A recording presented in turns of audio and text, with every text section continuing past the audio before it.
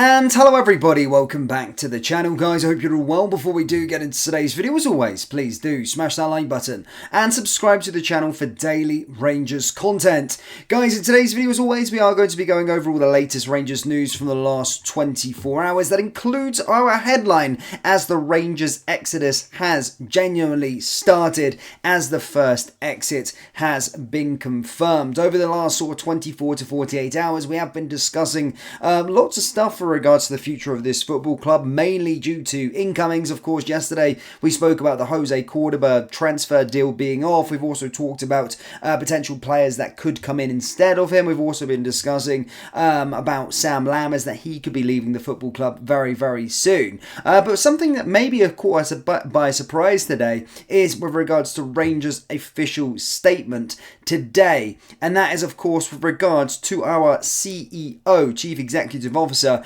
that being James Bisgrove, and that is he will leave the football club after accepting a new football role in the Middle East. The Rangers board and implemented an interim executive structure, and together with John Bennett, Philippe Clement, Niels Koopman and the football board will prioritise the execution of the summer transfer activity.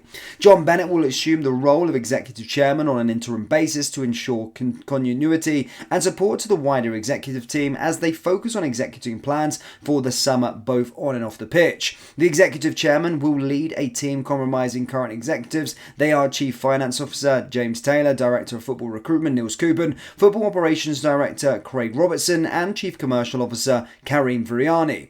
John Bennett commented, "I would like to thank James for the work he has done at the club over the last 5 years as Commercial and Marketing Director and latterly as our CEO. Our commercial revenues grew significantly under James's leadership, while in the last year he was an integral part of our off-the-field restructuring the club as implemented. The executive team James helped shape has firmly established itself, and I fully expect its momentum to be uninterrupted. We wish James success with his new role." So, James Bisgrove going out to Saudi Arabia. Now, of course, this has been the common theme over the last year with regards to people in positions on getting lucrative offers to go out to Saudi Arabia. Now, really, I look at this as more of a bit of a blessing in disguise, genuinely, because I don't think that he's necessarily done that much for the football club in the CEO role, to be perfectly honest with you. I thought he was fantastic in the sort of marketing and directing role. Of course, brought our club revenue up by a lot. He's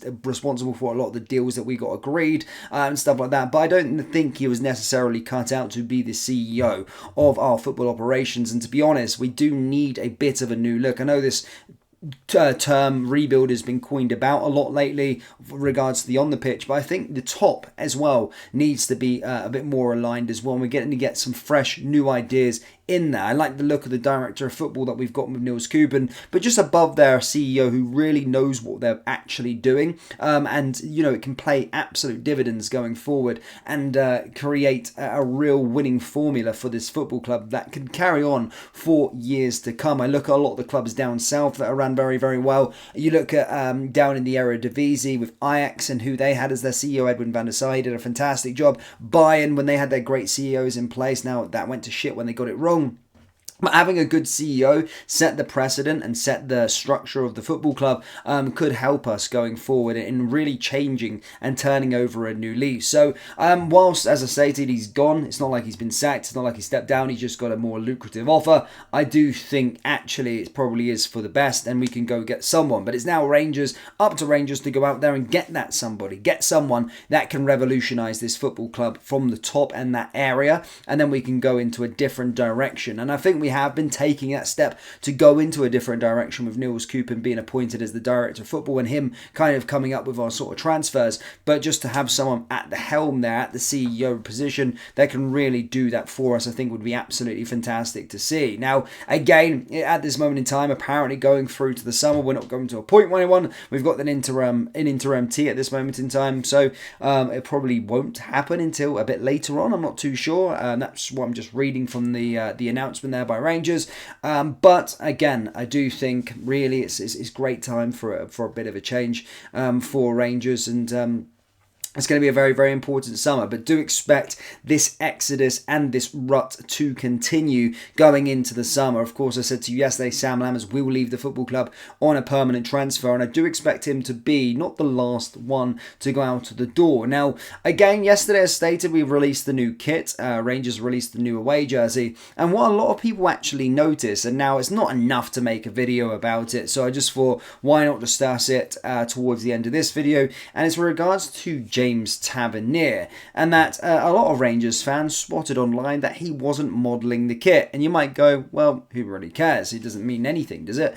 But over the last 9 years, I would say James Tavernier has always modelled every single jersey. Genuinely, he has always modelled every single kit, and a lot of Rangers fans looking at it there and going, well, if he's not modelling, could he be out to the door? Now, again, I don't think that necessarily correlates, but just something I'd just seen on social media that people were talking. Could that be a potential hint that he is leaving this summer, that he isn't modelling the kit? My opinion on that would probably be no, but as stated, yeah, he wasn't, and rightfully so. A lot of people noticed that it was the first time in a very, very long time that he hasn't modelled a jersey. But again, talking about the exodus, I do now want to see a lot of players going out of the door. We'll probably get confirmation soon that Lunny, Borna, John McLaughlin, the guys that are got 3 contracts are going to be going, so they're all going to be confirmed very, very soon. And as stated, going into the summer transfer window, there'll probably be offers for players that will be sold as well. But interestingly enough as well, I hear murmurs around at this moment in time. We've heard talks with regards to Leon Balogun, but there's been radio silence at this moment in time with regards to Ryan Jack. And now, I do love Jacko. I thought he was a great player for us, but my goodness me, that boy could not be getting a new contract going into next season. The guy's constantly injured. You might as well just giving Kemar Roof a contract extension as well, because Ryan Jack is never fit, and I've just hearing a little bit of rumours, not as such confirmation, but just a bit of radio silence from sort of inside Rangers sources. They've said, yeah, Leon Balogun's definitely getting a contract. These players are going to be leaving, but there's no one mentioning anything about Ryan Jack, which is very, very interesting and certainly one to watch as we do go to the end of June or to the start of June when the contracts are officially expired. So it'll be interesting to see what happens with regards to that announcement in the next couple of days. But do let me know your thoughts firstly, guys, on James Bisgrove stepping down. Do you think it's good or bad news? Let me know your thoughts on the let me know your thoughts on that sort of James Tavernier situation. Do you think he's going to be leaving this summer, yes or no? And then let me know your thoughts on Ryan Jack. Are you in the camp that he deserves a new contract, yes or no? Or would you say that we need to move on from Ryan Jack? As stated, let me know down in the comment section below, guys. That brings us to the end of today's video. As always, please do smash that like button and subscribe to the channel for daily Rangers content. Thank you, guys, and I'll see you all next time. Take care. Peace.